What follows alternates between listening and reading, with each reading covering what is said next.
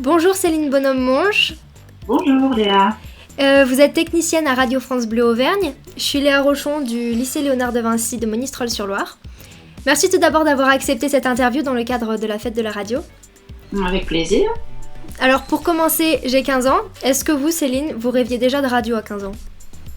Alors non, moi je ne rêvais pas de radio à 15 ans. Par contre, j'écoutais beaucoup la radio. Mais ça ne m'était pas du tout venu à l'idée qu'éventuellement un jour je pourrais travailler à la radio.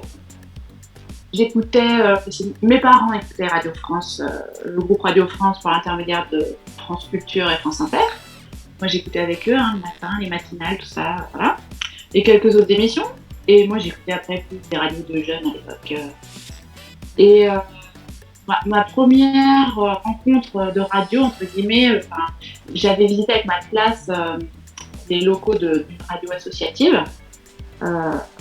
Mais je pense que j'étais en début de collège, fin de primaire, et jamais j'aurais imaginé qu'un jour je travaillerais là-dedans. Ça m'aurait sûrement bien fait rigoler, mais en tout cas j'avais trouvé ça incroyable de découvrir tous ces studios, tout ce matériel. Je trouvais ça très compliqué. Donc voilà, ça ne m'a pas fait tilt à ce moment-là. Par contre, après, plus tard, j'ai été en contact avec un studio d'enregistrement. Je faisais de la musique et j'ai vu enregistrer un disque. Et là, je me suis dit, bon, peut-être ça, c'est pas mal. Et en terminale, j'ai un copain qui lui voulait faire ingénieur du son et trouvait ça super. Et c'est comme ça que j'ai commencé à m'intéresser à la question. Alors Céline, en quoi consiste donc votre travail de technicienne radio ? C'est quoi votre journée type, s'il y en a ? Ah, la journée type. Donc justement, un des intérêts de ce métier, c'est qu'il n'y a pas vraiment de journée type. C'est quand même assez varié. Alors, en quoi consiste le métier ?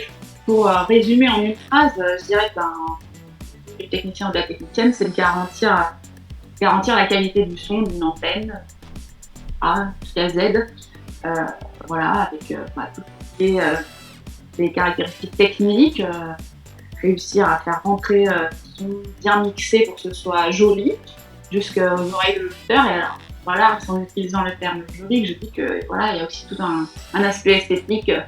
On ne mixe pas n'importe comment. Après, donc, en radio, il y a des émissions un peu de talk avec un peu de musique, mais après, il y a aussi des émissions de reportage qui sont techniquement un peu plus compliquées à mettre en œuvre. Il y a du direct, il n'y a pas de direct.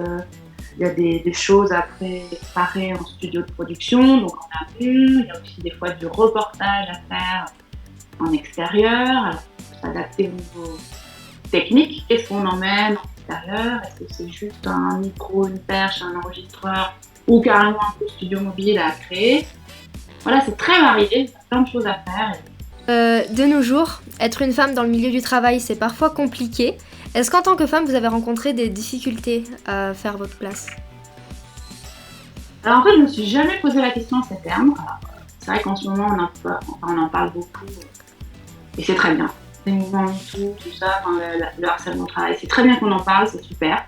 Bien sûr que j'ai été confrontée à ça, mais je pense comme tout le monde, les femmes ont des anecdotes plus ou moins graves, rigolotes. Alors c'est vrai que c'est un métier a priori plutôt masculin, même si j'ai toujours été entourée de femmes. Quand j'ai commencé en 2, j'ai calculé, je pense qu'on a toujours été aux alentours de 20% de femmes dans les services où j'ai tourné. Avec, voilà, actuellement c'est très exceptionnel, sur une équipe de 6, on est 4 filles, ça c'est fou. Mais sinon, voilà, plutôt 20% de femmes. Alors après, je pense qu'il ne faut pas forcément se poser la question en termes de difficulté ou pas. Je pense que c'est un peu pareil dans tous les métiers. Oui, ça surprend un peu certaines personnes qui est des femmes. C'est plutôt des réactions positives. Ah, c'est sympa d'avoir des femmes. Voilà. J'ai jamais été confrontée à quelqu'un de réellement hostile par rapport au travail. Après, oui, bien sûr, il y a des fois des remarques déplacées, des comportements déplacés, mais bon, après, c'est comme dans tous les métiers, c'est dans la société en général. Voilà, il faut apprendre à gérer. Et en fait, voilà, on s'en sort très bien. Mais après, travailler dans un milieu plus masculin, moi, je trouve ça plutôt agréable. J'ai jamais été confrontée à des gens vraiment hostiles. Après, plutôt de l'entraide. Ça, voilà. Est-ce qu'il y a plus d'entraide entre les femmes parce qu'on est dans un métier d'homme? C'est possible, ça aussi, je pense. Il y a un côté, quand même, on se serre les coudes. Voilà, on discute pas mal de ça. Il ne faut pas hésiter, je pense, à s'entourer de personnes un peu référentes, des femmes plus âgées, ou des hommes qui sont super, il y en a aussi plein. Donc voilà, moi je dirais que c'est chouette, mais qu'il ne faut pas forcément axer là-dessus. Qu'est-ce que vous préférez dans votre travail? Qu'est-ce qui vous donne envie de vous lever le matin? Que justement, c'est jamais la même chose. C'est varié, c'est jamais, voilà, toujours des nouveautés. Après, voilà, travailler tous ensemble à la création d'un programme, à une émission qui va plaire aux gens, que les gens vont être contents d'écouter, c'est chouette. On rencontre des invités intéressants. Voilà, c'est tout cet aspect-là. Ouverture sur le monde en fait, mais comme un peu dans tous les médias.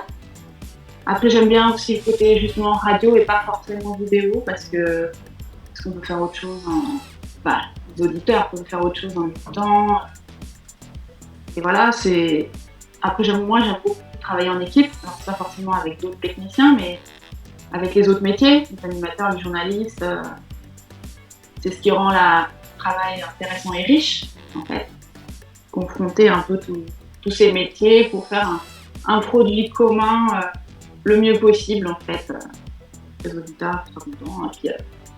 Et puis après, c'est aussi apprendre des nouvelles choses. C'est un métier qui évolue en permanence. Techniquement, on passe d'une technologie à une autre. Matériel qui arrive, on se forme tout le temps. C'est ça qui est chouette aussi dans ce métier. Après maintenant, avec les années, on transmet aussi aux plus jeunes qui arrivent. C'est chouette de les aider, de pouvoir évoluer ce métier-là. Alors du coup, le contre-pied de la question précédente, qu'est-ce que vous trouvez le plus dur dans votre fonction actuelle à France Bleu? Alors j'ai vraiment réfléchi parce que, a priori, ça c'est dur. Alors le plus dur, c'est peut-être de se lever très tôt le matin quand c'est matinal, mais bon ça, heureusement c'est pas tous les jours. Je plains mes collègues journalistes qui font ça tous les jours.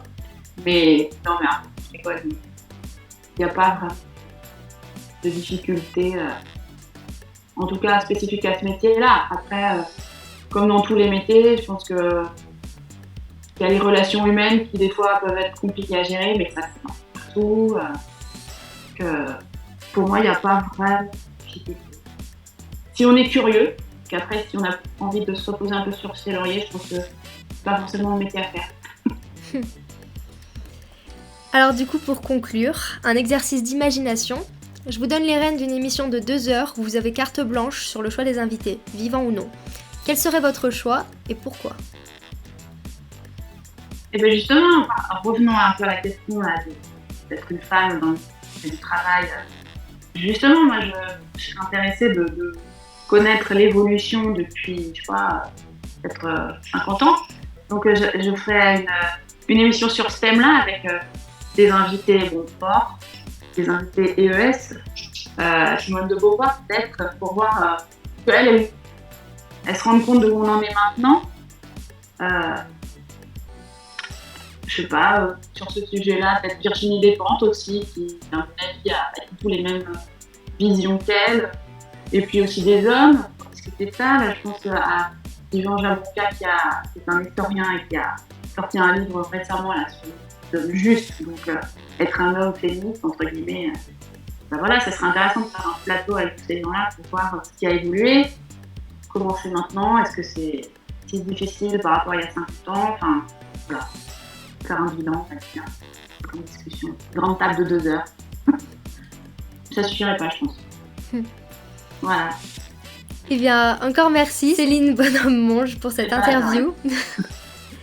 Nous vous remercions ainsi que l'ensemble de France Bleu Pays d'Auvergne pour votre disponibilité et joyeux centenaire à notre radio française. À bientôt sur LDV Média et Cosmic FM. Au revoir, à bientôt.